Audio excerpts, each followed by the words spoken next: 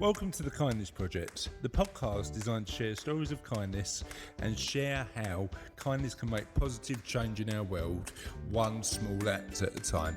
This week on the Kindness Project, we talk about herbal tea, cultural icons, and we have part one of our interview with Mark Halls from FirstStep. Welcome, ladies and gentlemen, to another amazing episode of The Kindness Project. I am joined by a girl who is either Mulder, Scully, or the Smoking Man. It's Charlotte Dames, and I am joined by a boy, a man, who's just gone rogue. It's Russell Dames. How we doing, chaps? We're doing good, and we're joined by a man who has sniffed my jar. Oh, God! Right, what is this jar? It's a jar full of herbal tea. Why have you put herbal tea in a jar? Because it's in a paper bag, and the paper bag's starting to get damaged. Oh, okay. So you've put, and what? Let's have a look. It looks a bit bizarre. Like you've done your own little herbal tea label. It's quite sweet. You've got flowers on it, but it does look like you're hiding something other than herbal tea in a herbal tea jar. I can confirm, ladies and gentlemen, I've just sniffed it again. It's definitely herbal tea that I might roll up and smoke just to confirm it's herbal tea. No, it is herbal tea. It's too fruity to be you know what? It's fruity and flowery. It's quite nice, actually. 500 flowers on the label. And let me introduce. I'm quite enjoying sniffing that jar. Let me introduce a man who's despairing of himself, the Rogue Master General. It's Russ. How you doing, Russ? I'm fine, thank you. Good. And you know, since we've like had you as an active member of the podcast recordings, our numbers have gone through the roof. So I've got to get you somehow. That's because I'm quite popular. Yeah, Dad. He's the popular one, not us. Do you want to roast this on your own then, Russ? No, I'm fine, thank you. That's all right, you roast it on your own. We'll be quiet. Go on, Russ, kick off. This is going to be a silent podcast.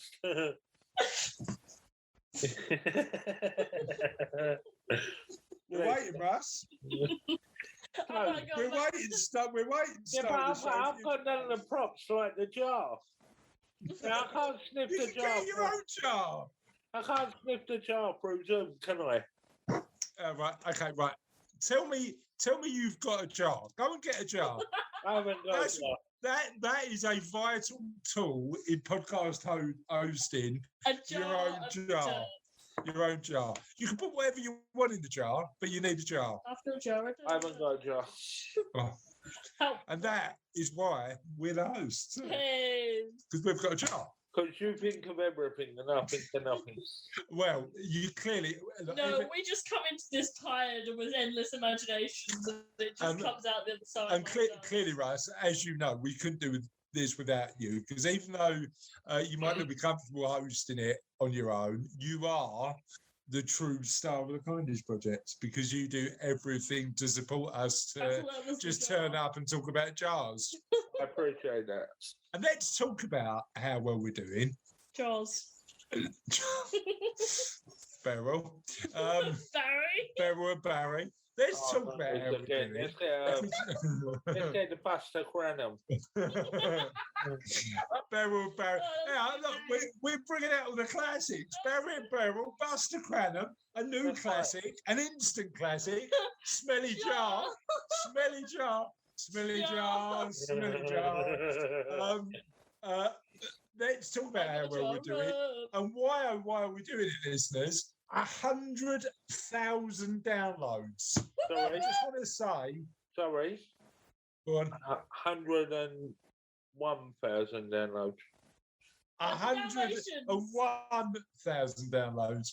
Thank you to everybody who downloads the Kindness Project. 101,000 downloads is beyond our wildest dreams and imaginations. Can you imagine having if you email in, Charlotte will send you your own smelly jar as a gift. All right?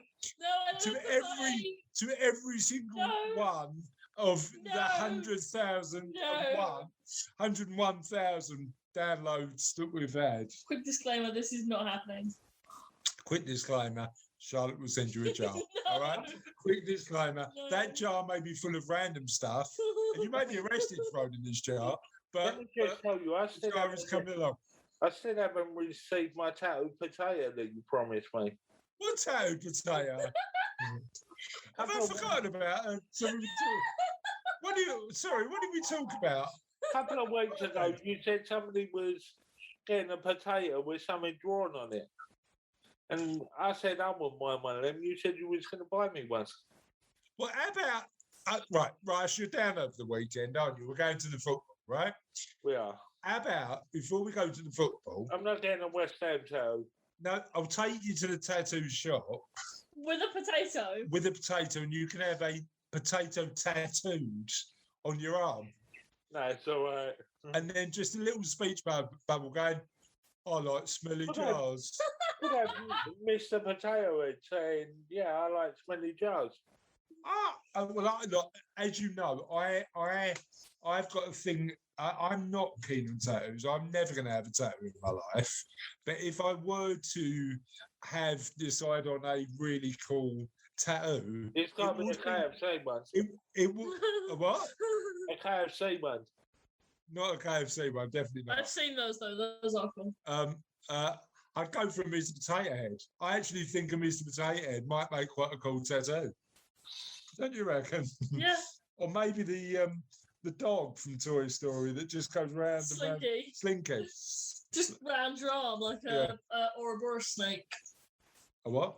An Ouroboros snake. Did you just make that word up? What was that No, word? it's Ouroboros. It's a snake that bites its own tail. Say the word again. Ouroboros. Ouroboros. Ouroboros. Okay. Ladies and gentlemen, thank you for joining. Russ is making weird noises again. Thank you. Thank you for joining us. And this is the thing, right? So, Russ, this is what you need to know. Not only as a podcast host do you need a smelly jar, but you also need to do seamless links into the question of the podcast like this. So, Mr. Potato Head and that big dog thing.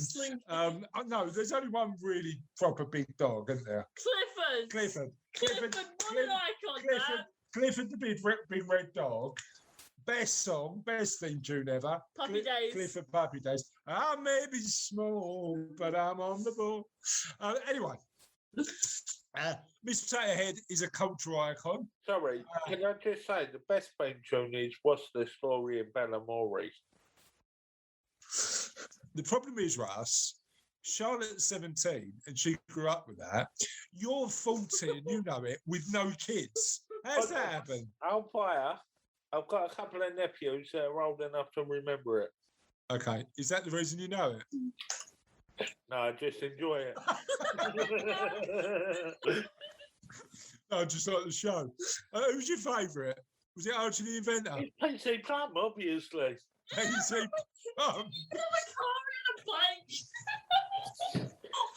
Would it be rude to say you're a bit of a PC Plum? I cannot tell you the amount of hours I spent trying to work out what he had done. What who had done? PC Plum. You know, Nothing. What do you mean what he had done? In the song, it says, "I'm PC Plum and I tell you what I've done." He never told me anything.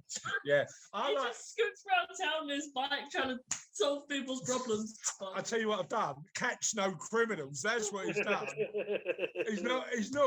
He's not solved a crime since 1984.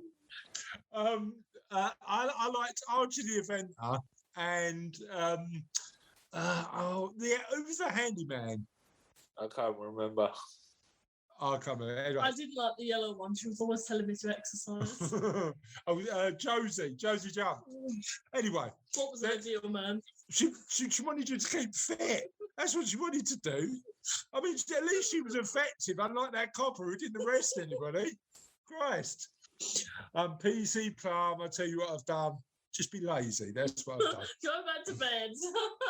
Anyway, again, another cultural icon. You know, something I that really feel the link here. It's coming soon. the link is coming. Something that actually kids of this generation should know about.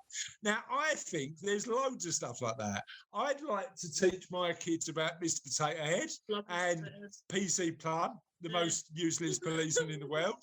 And the one that raised this question in my own head was the fact that I was having a chat with Sophie, who's your sister,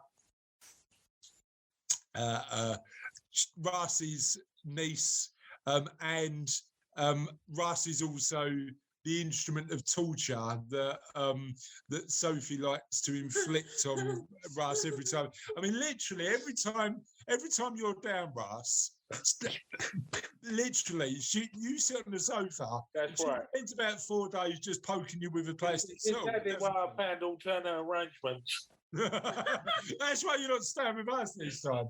I do have several videos of this happening, which I will send to the family once.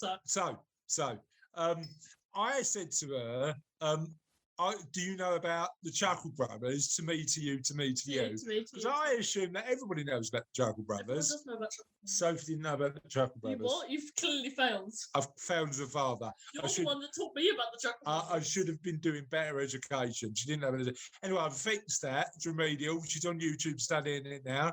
But She's a bit. no, she's not. I'm going to get her up and get her watching Chuckle Brothers videos. I'm not, because I'm not a bad dad. I'll get her up at 5 a.m. to watch Chuckle Brothers videos instead. She won't be up until 6 tomorrow. She's up at 5 watching Chuckle Brothers, and if she doesn't, she's saying to me, to you all day.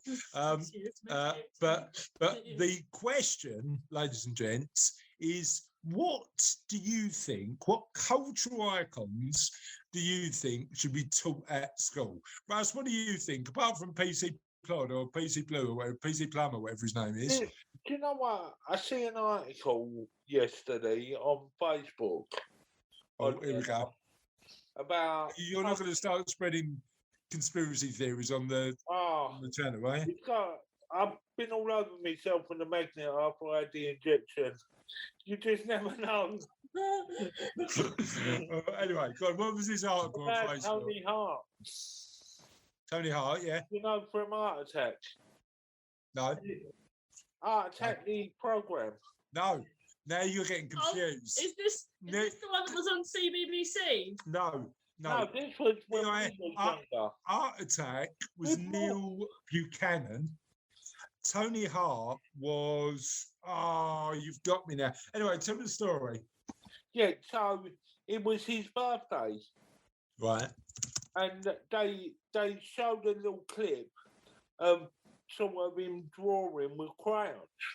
And it reminded me of watching it when I was younger. So it's not really a cultural icon, but no, you know what? Tony Hart, I think, it was Vision On that he started with, and then Take Heart, but not Heart Attack. What was the one with the two plasticine men? Wolf. Yeah, Wolf. That was Tony Hart. Yeah. But did you know that was the first when Morph, and I can't remember the other guy's name, but that was the first animation from Aardman Animation that went on to do Wallace and Gromit and Shaun the Sheep and all of that sort of stuff. And through the 80s, Nick Park didn't join them till later, but through the 80s they made. Do you remember that? I don't know. There was a advert with a skeleton that used to advertise VHS tapes. I said the Bunny Bones advert. Yeah. Aardman Animation did that as well. Nice. Did you know that? This guy, did he do like kids' art shows and stuff? Yeah, like I can't think of anybody else. Guys, Mr. Neil Buchanan used to do it. Yeah. We won't talk about the other one that used to do it. I know exactly. I was avoiding that one. Well, funny enough. Well, did he used to just encourage kids to do art? Like, yeah, well, there was a few. So he was your guy's Mr. Maker or Art Ninja. I don't know those. It was I don't still know like who Blue those- Peter, but all art rather than. I don't know who those people are, but he was the You don't know about Mr. Maker. no, but Neil Oh, Mr. Buchanan. Maker, that's exactly. That was like Blue Peter. Neil Buchanan was like the rebel one. He was like the Russell version of Tony Hart. If Yeah. I'm Tony Hart, Russell is Neil Buchanan. They used to make massive bits of art and art. That's it, yeah. Remember that? And that was really good. And then the other guy, who, funny enough, was a guy called Rolf Harris. Now, unfortunately, like a couple of 80s TV icons, Rolf Harris was found to be not particularly nice to children. So he found himself in a position where he lost not only his freedom because he got imprisoned, Yeah. but also lost all of his Money. all of his like the legacy that he built The through doing those reputation, shows yeah. and the reputation he just completely lost. But the weird thing is, Russ, I was at, as you know, I was at the Royal Albert Hall in London on Saturday, seeing the absolute legend that is Gregory Porter. Gregory Porter, absolute legend. I'm sitting next to Cassie and going, and she's never been in the Royal Albert Hall before. We've been a few times, haven't we? Never been in the Royal Albert Hall before, and I said, I've been loads of times. I can't believe you've never been. And I turn around to him and say, guess who was the first person as a cub when I was 8 I saw in the Royal Albert Hall? Rob Harris. Exactly right. He was singing Two Little Boys had Two Little Toys and was doing it at this Cub Jubilee. That did not age well. That did not age well. No. And it's, I think the part of me, the problem with a lot of these cultural legends is, you build up these expectations of these people and then they just ruin your dreams. So, it's not great. Okay. I'm desperate to know though. Did he play his didgeridoo? No, please. We're not going there. Anyway, on that note, the question is, what cultural icon should be celebrated and taught to our children at school? You can get in touch with us using the following methods. So on Twitter, we're at Honor Kindness. On Facebook, if you type the Kindness Project into the search bar, we should come up. The same applies to Google, and if you type www.thekindnessproject.co.uk directly into the top bar URL bit, it should come up. And then the email is ola@thekindnessproject.co.uk. I think I've covered everything. Yeah, that's it. And we look forward to hearing your response. Yeah. What was that noise? Anyway, we are going to move on and share a couple of bits of amazing news. Firstly, I want to tell you a little bit about a guy who donated RVs in America. Big, how would you describe an RV? Like a trailer. Caravan. Yeah, like a caravan to wildfire victims, and now 95 families have a place to stay. Recreational vehicles. That's what RV stands for. I didn't know that. No, I do. Go on. Okay. Recreational vehicles are a great way to tour the country and see the sights. But thanks to the efforts of one dedicated father-daughter team, they've also become a lifeline for people who've lost their homes to California's latest state of devastating wildfires. The brainchild of Woody Fairclough, the non-profit emergencyrv.org, there's folks who are willing to donate their campers to a worthy cause to those in need. Today, Fairclough, often with his 9-year-old daughter Luna along for the ride, has delivered 95 motorhomes to California area wildfire victims who otherwise might wait for months for emergency housing. The organisation currently has 100 families on its waiting list. Fairclough first got the idea for the charity in 2018. Like many that year, the Colorado-based father was tuned to news coverage of California's deadly campfire that incinerated 153,000 acres and destroyed hundreds of homes during Thanksgiving week. The story of a man who lost pretty much everything but managed to escape the inferno in his mobile home resonated with Fairclough. Inspired by how blessed that man felt just to have a place to spend the holiday, he asked Luna what she thought about finding an RV and delivering it to a family so they could have a place to call home for Christmas. We were watching some of what's going on out there and talking about what if it was us and what would we do. Fairclough told Denver 7 at the time. And I told my daughter what the idea was, and she was 100% on board. She said God and Santa Claus would be really proud of us. Fairclough launched a GoFundMe campaign to finance the first RV that he and Luna dropped off in California. As word of their journey spread, people started reaching out to him via social media, offering to donate their motorhomes, and from there, emergency RV took shape. A father of 4 who works in the telecom industry, Fairclough says that even though juggling the many facets of his life has its challenges, he plans to expand emergency RV's outreach to include more fire and other natural disaster sites and hopes to beef up response time as well. Over the last 2 months, Fairclough and Luna have made the 40-hour round trip from Denver to California and back on 3 separate weekends. Many of the mobile home recipients are firefighters and other first responders whose tireless efforts battling the blazes did not prevent their own homes from going up in flames. One such man is George Woolley, who lost his own home to the Dixie Fire on August 4th. We fought the fire until we couldn't fight no more. We couldn't stop it. We did our best, Woolley told the Associated Press. Before I got that IV, I felt like I was a burden on everybody that helped me.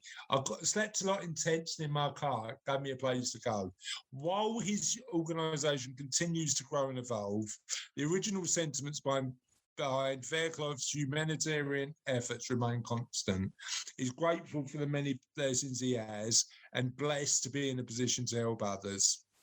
Presently collapsed in the back of an old RV beside this little kid with no front teeth, who gets me up and moving every day, determined to do something better than yesterday, Fairclough wrote in a 2018 post when Luna was 6. We are so lucky to be exhausted. We are so lucky to be able to go home soon. There are so many thank yous to say that have not been yet said to all of you, so thank you. And we're lucky to have a world with people like Woody and Luna Fairclough in it. I love that story. Absolutely love that story. You know what I like about that story? The fact that their kindness, in my opinion, starts in a place of gratitude.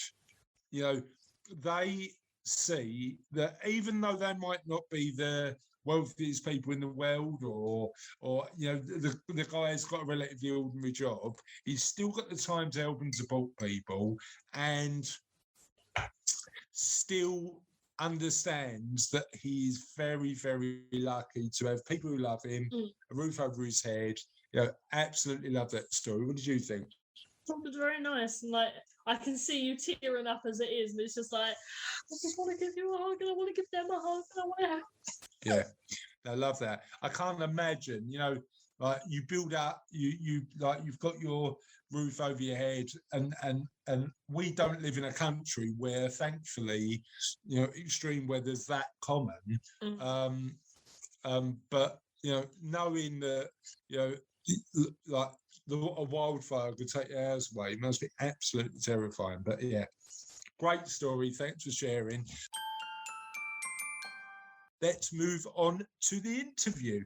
And this week we've got Mark Halls. Mark runs an amazing charity that does brilliant work called FirstStep. I am going to Russ is looking at me now because we're recording this via Zoom.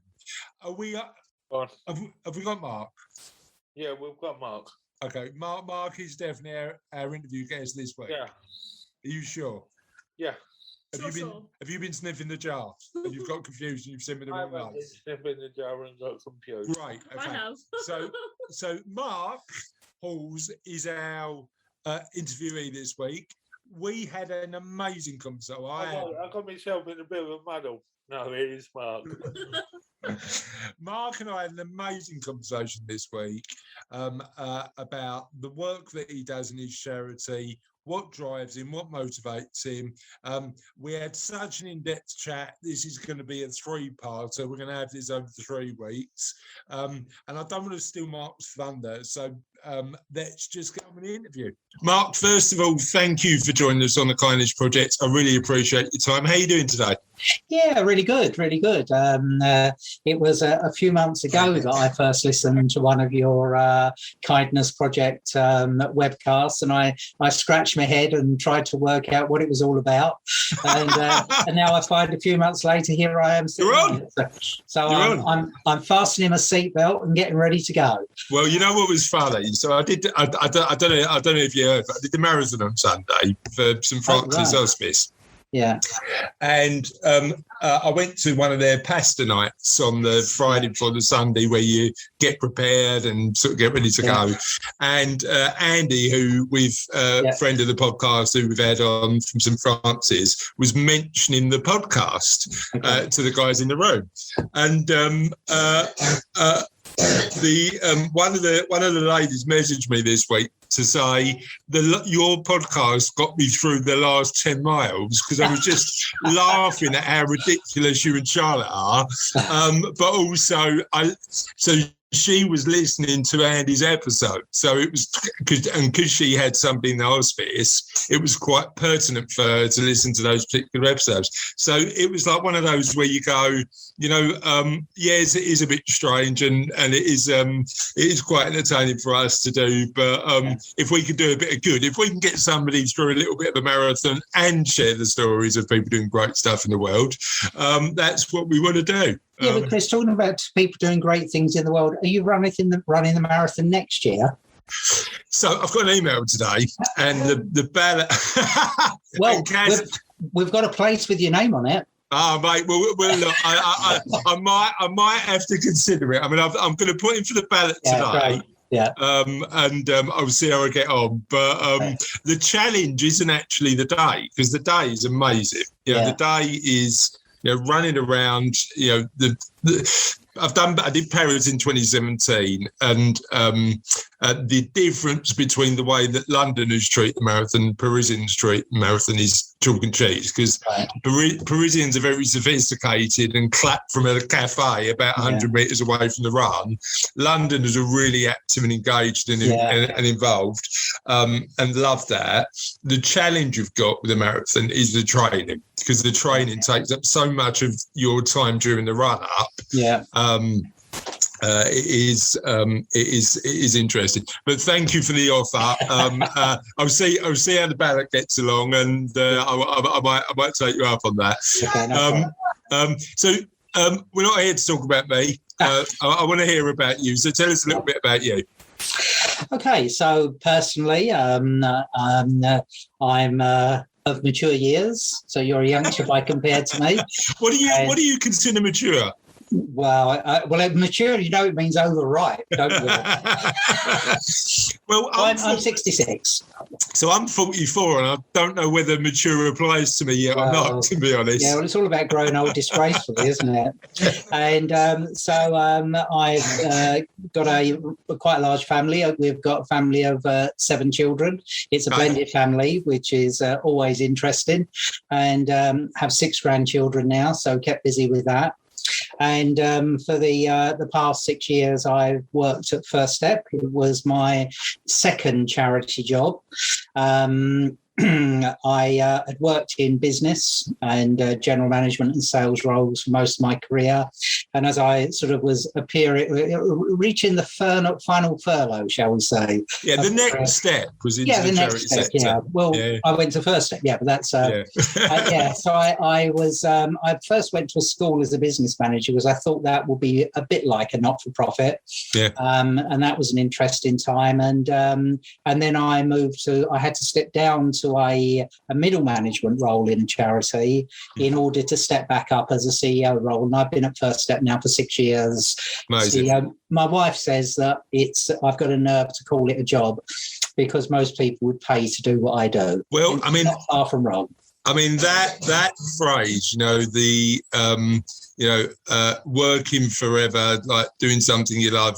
A job is a job only if it feels like work. And if you're doing something that doesn't feel like work, you can sort of carry on probably a bit longer than you would if you hated it. Tell me a bit about the blended family. How old are the kids? What's the range of the kids? Well, our kids range from you said thinking carefully, 27 up to 39. Okay.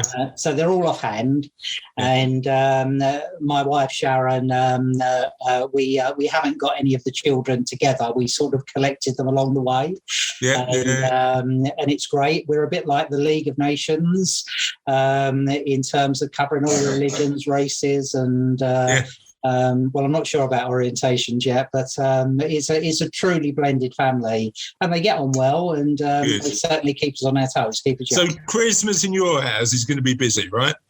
Yeah, well, we made a decision a couple of years ago that you may say this is a bit pessimistic, Chris, but I said to Sharon when we just turned 60 then it was, and I said, look, if we're lucky, we've got 15 years of being able to do pretty well much of what we want to do, and then it's lack of the gods. And so for the last 6 years, we've been trotting across the country over the Christmas weekend to spend time with everybody.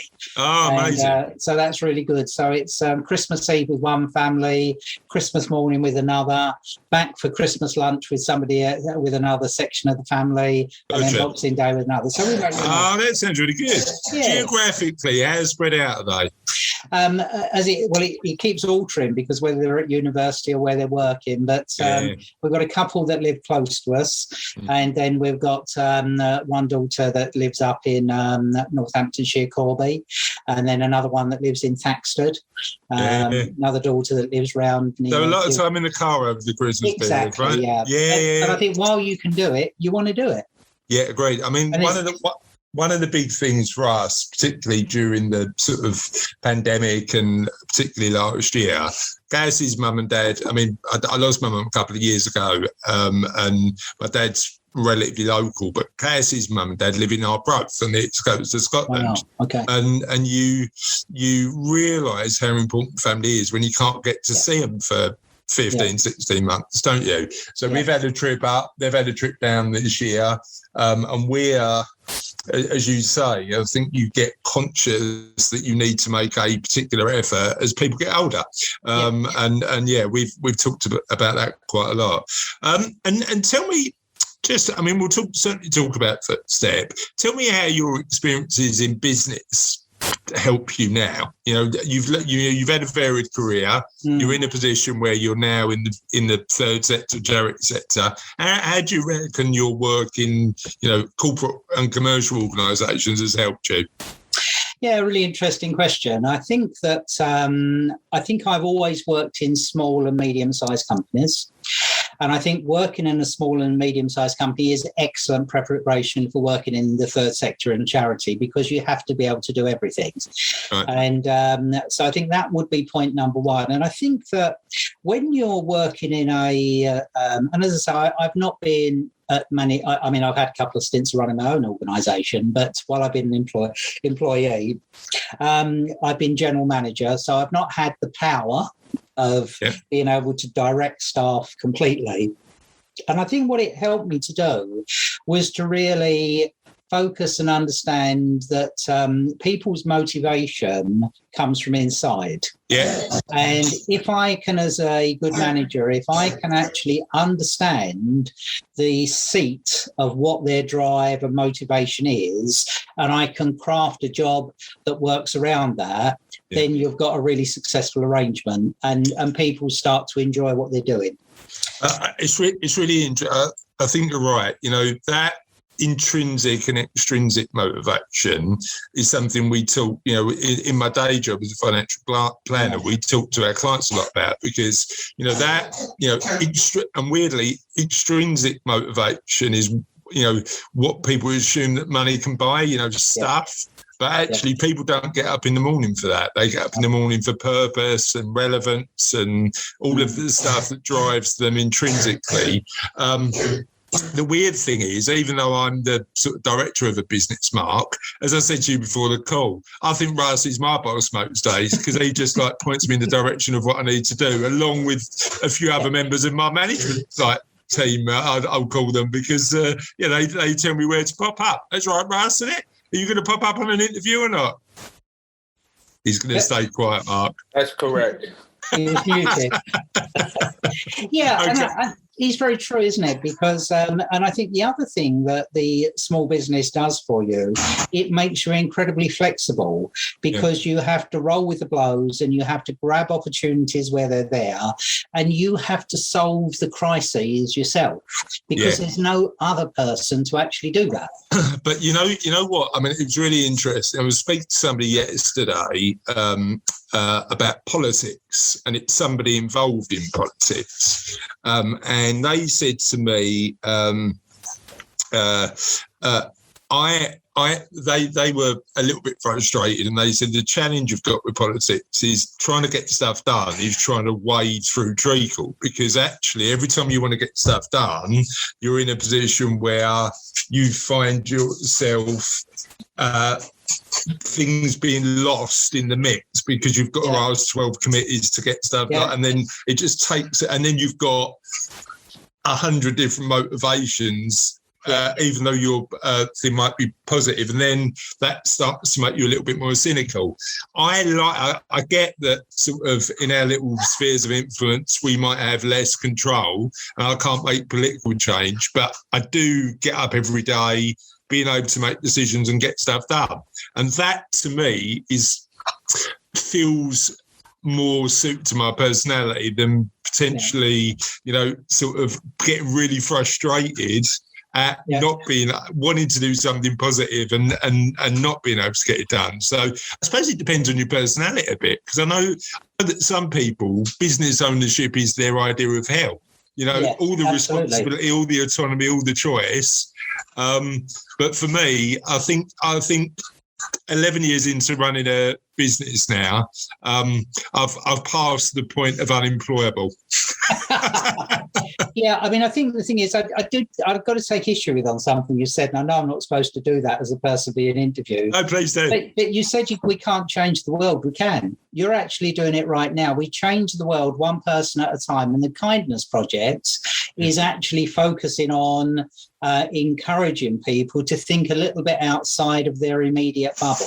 And I think you're right. We can't achieve wholesale change, but I think the great thing in our little spheres of influence is we can make a huge difference to the people that we engage with. That's an absolutely fair comment. And when I said that you can't change the world, you can't change countrywide policy, but you can. I'm a fan of Stoic philosophy, and one of the things about Stoicism is they say just focus on what you can control. Focus on what you can control and influence, and don't worry about the rest. And then you're in a position where, and as you say, the idea of this podcast is, how can we showcase the fact that there are amazing stories of incredible people all over the country doing brilliant stuff that we just don't get to hear about, see about. So tell us about the amazing stuff you do at FirstStep. Okay, well, FirstStep is a charity that works with families of children with special needs and disabilities 0 to 5. And we've been doing that for just coming up to 33 years now. I've got to get used to that in October. That's it. It's 33 years. And we work with families right at the start of their journey. So when people typically come into us, they're often quite in crisis. Nobody starts off the steps towards having a family believing or thinking that they might hit a child with special needs or disabilities, and either as the child is born or in the run up to it, they actually become aware that perhaps things aren't as they expected. And the sad thing is, Chris, is that for those people, they often feel very abandoned by the world at large. They feel isolated and just really don't know which way to turn. So we occasionally have families that come in to see us during pregnancy when they've heard that they're carrying a child with a special need, and they come in to talk to other parents and to meet children who may have similar conditions to the baby that they're carrying. And then we have another tranche of people that come into us at about 4 months. Right. So typically, those children are people that have got physical or medical difficulties. So they may have had a problem during the gestation where they've been oxygen starved, or there's oxygen starvation that occurs on birth, perhaps giving rise to something like cerebral palsy. They may have Down syndrome that's either not been picked up or the parents decided to proceed through. And quite often they have a pretty traumatic first 4 months of life, because it's in that 4 months where it's really decided whether or not they will survive or not.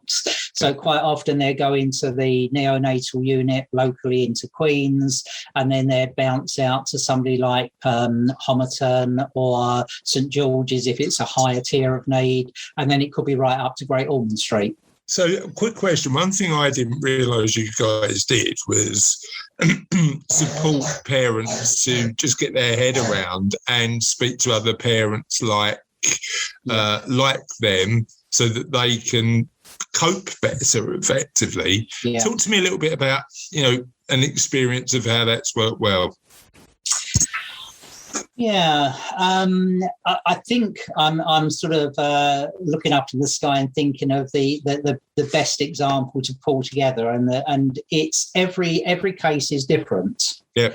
But it is said that there's a set of stages of grief that a family that have a child with special needs or disabilities go through, right. And the order with which they feel things is quite different. But there are huge differences. I'm thinking as I talk with this about a particular family, and they came in. I remember it clearly.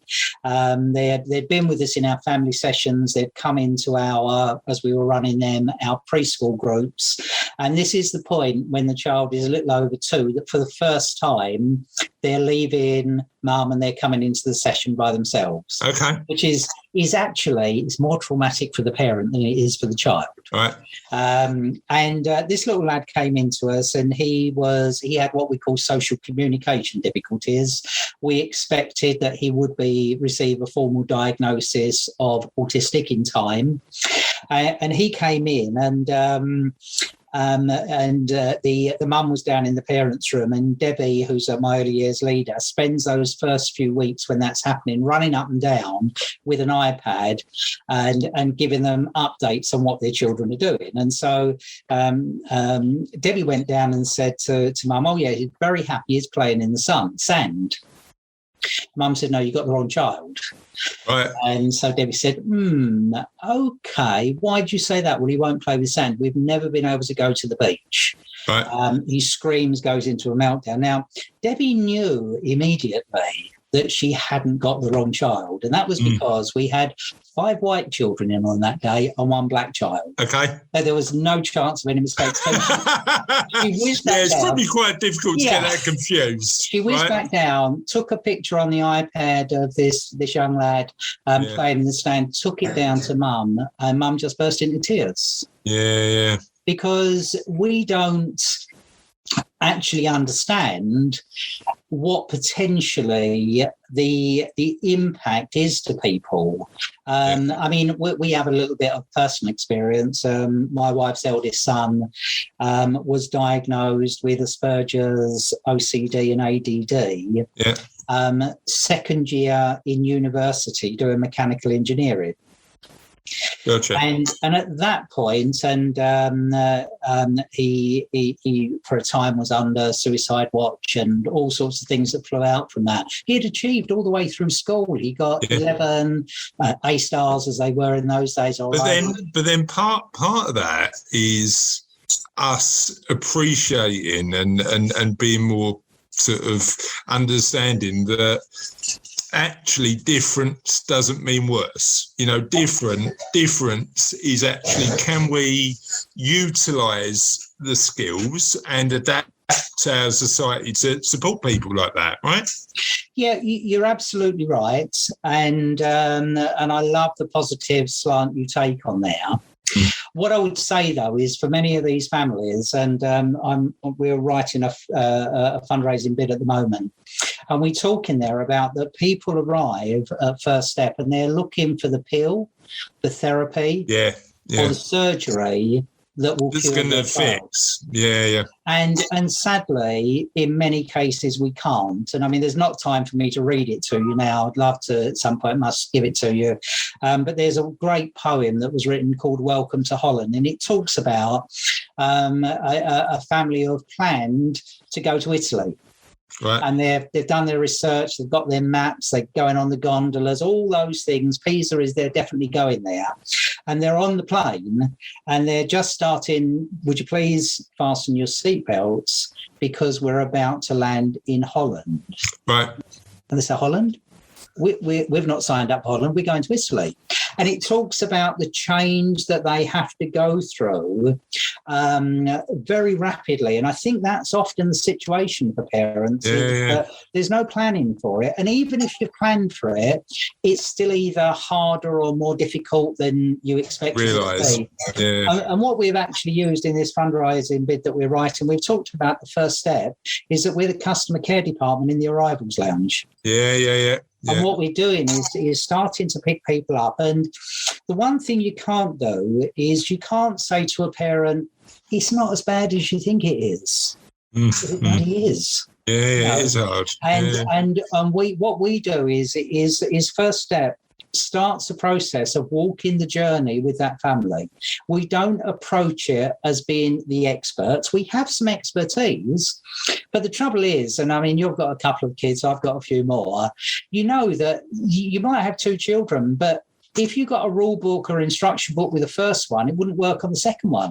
Well, first of all, nobody gives you a rule book. Yeah, that's right. And then number 2, I mean, one of the biggest learns for me during lockdown was that I am definitely the worst homeschooling dad in the world. But certainly, you try your best, you try your hardest, you think you're doing the right thing, but it's.